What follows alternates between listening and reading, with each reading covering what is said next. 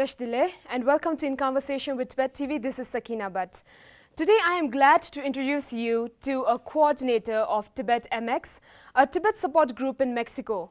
He has also been translating Tibet TV's weekly news into Spanish for the last 3 years. He is Raymundo Zaldivar. Hello Sakina, how are you? I'm good, Raymundo. It's lovely to have you here. Welcome to our show. Thank you. So Raymundo, firstly I would like to thank you on behalf of Tibet TV for translating our weekly language into your language, which is the Spanish language, and putting it up for the people in Mexico so that they are aware of the cause of Tibet. So tell us how much aware are the people of Mexico about the cause of Tibet? It's not only in Mexico, but also in Latin America. They are not much aware of the current situation of the Tibetan people. So that's the reason why we are making these efforts to inform the community about what was going on. So it's not only for Mexico, actually, it's for the whole Latin America. We are 600 million people that speak Spanish. So how are the news being received by the people there? At the very beginning, we just got like a 2 or 3 views. It was difficult for me because I spent like a lot of time at the very beginning because I just started by my own. I didn't ask for permission or for support for anyone. I just got my earphones and start translating and typing word by word everything. So you are the one doing all the translation? Yes. Usually at the beginning it takes me like 6 hours. And afterwards I asked for assistance because I was thinking that I was dedicating too much time for just a few views. But in my mind, I thought that it was something that worth it, that maybe if the people can see that we have the news every week, maybe they can be interested. Then we got like a lot of people watching, even so many times I didn't publish the news like on time, like one day later, and I got a message saying, what happened with the news? I put my news on my personal blog, nice. So people is asking for this. So it was very encouraging, saying, knowing that the people is actually watching this news, but the most important is to offer the possibility to them to find a reliable information about what's going on in Tibet on behalf of the Tibetan government. So right now, how many viewers do we have? It depends, but so many times we have weeks for like 600 views. When it's about His Holiness that is on the frame, we got more views. But it will depend. Actually, it's not like a basis, but usually it's like 500, 600 views.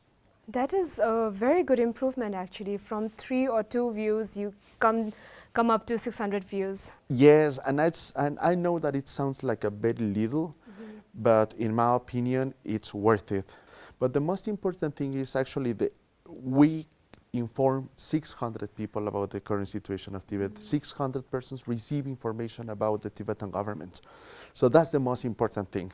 So we are 600 millions. We got 600, so it's just the very beginning. But I think if we continue to do these kind of things, and if we contact other groups and in other countries, we can expand, and a lot of people can actually see what's going on, again, from a reliable source.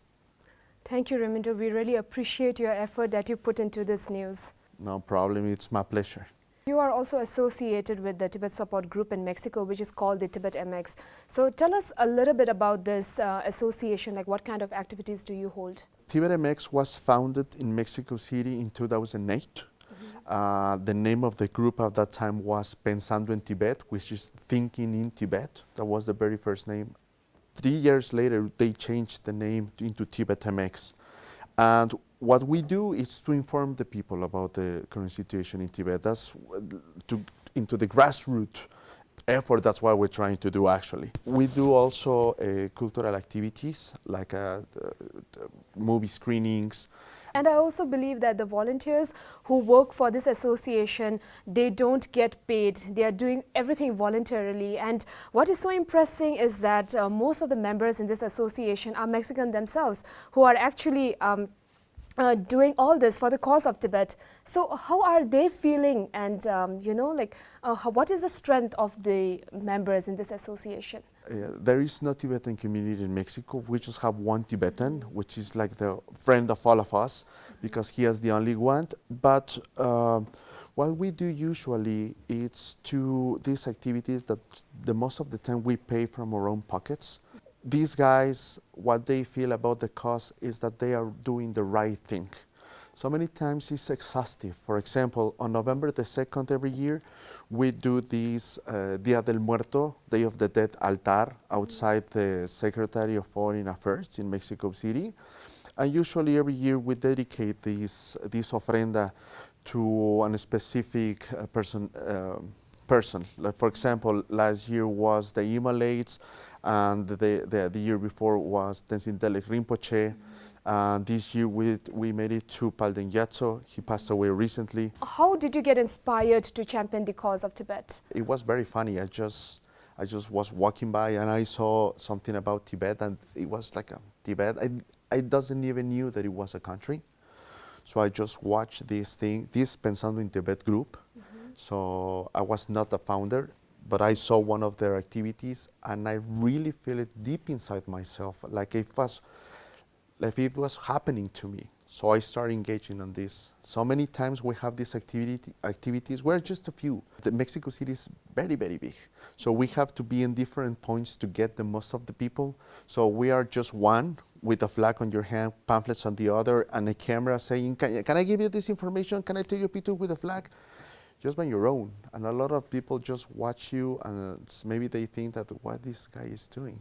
It's not only about Tibet by itself, but it's about injustice. It's about violation of human rights. So everyone who suffers the same things, obviously it has our attention and our efforts to make the things change. We love Tibet, and that's the reason why we're doing this. But also, what I'm trying to say is that one thing does not exclude the other. Both things can be together. If we succeed with Tibet, maybe we can succeed in many other struggles that the people are facing. I was also quite impressed about the fact that the book, Tibet was not a part of China, but middle way remains a viable solution. This book is actually very important to know about the cause of Tibet.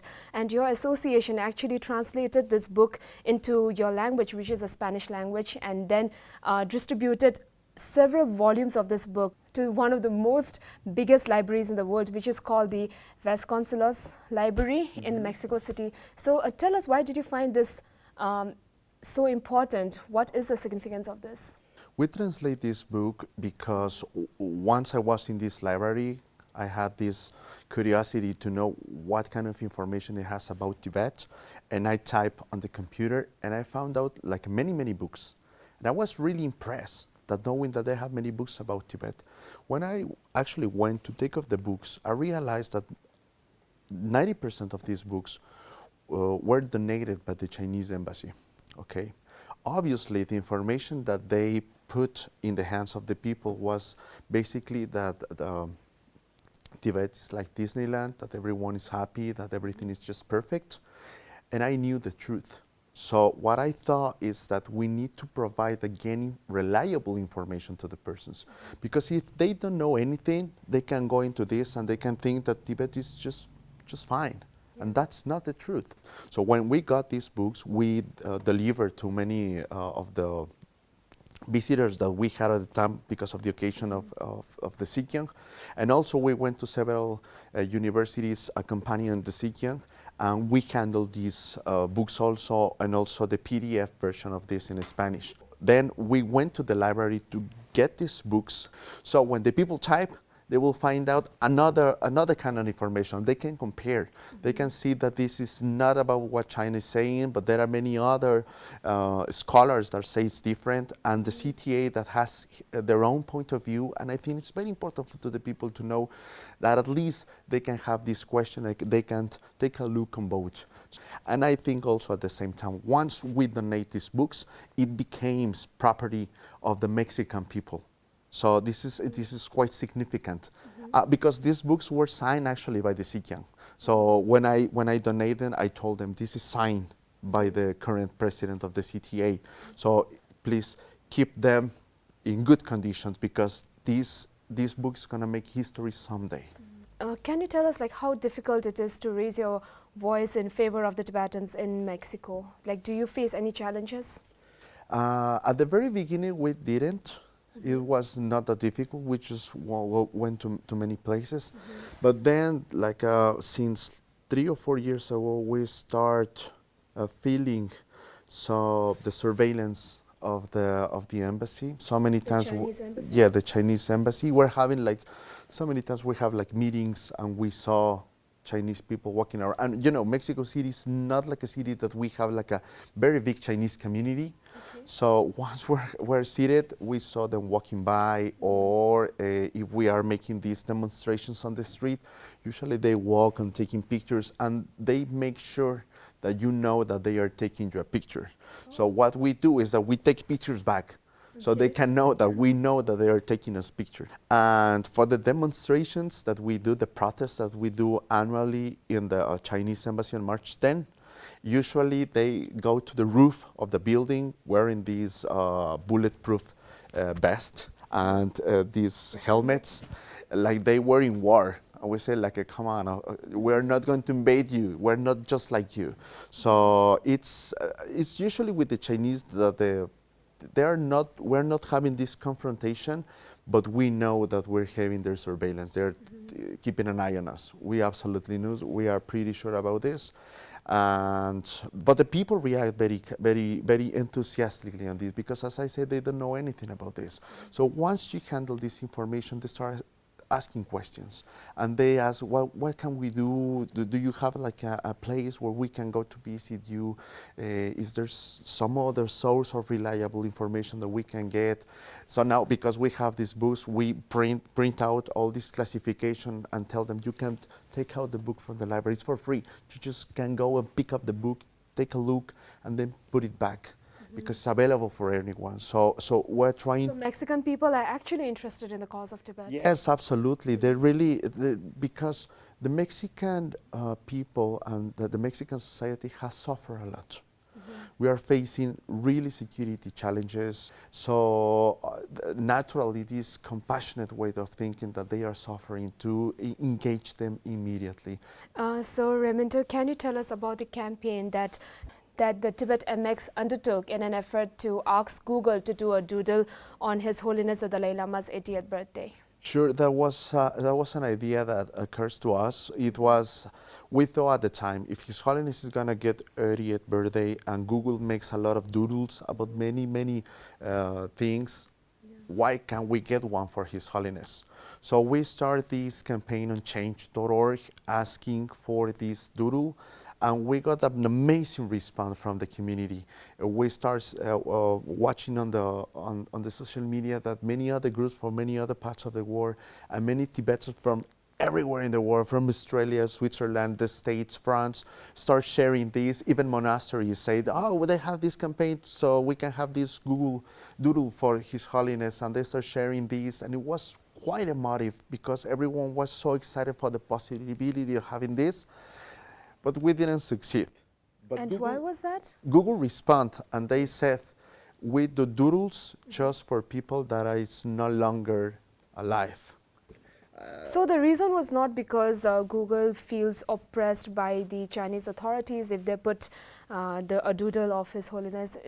That was not the reason? Not at the time. Not at the time. It was 4 years ago, but not at that time. We know that after that, Google start engaging with this search engine, which is the Dragonfly project and things like that. But that happens later on. At that time, they didn't say anything. They just say that, and well, but at least we have like many people, even they draw their own designs and present it to Google, saying you can do this also, like presenting ideas. It was quite emotive, because it was a huge celebration for the celebration of His Holiness' 30th birthday, and there were many activities around the world, and ours with this doodle was one of the most significant and successful at the time. Raymundo, thank you so much for being with us today, and thank you so much for giving us your time and for your support for the cause of Tibet. Thank you for your time and for your invitation. It was a privilege, and I feel very honored. Thank you so much for watching and see you in the next episode of In Conversation with Tibet TV.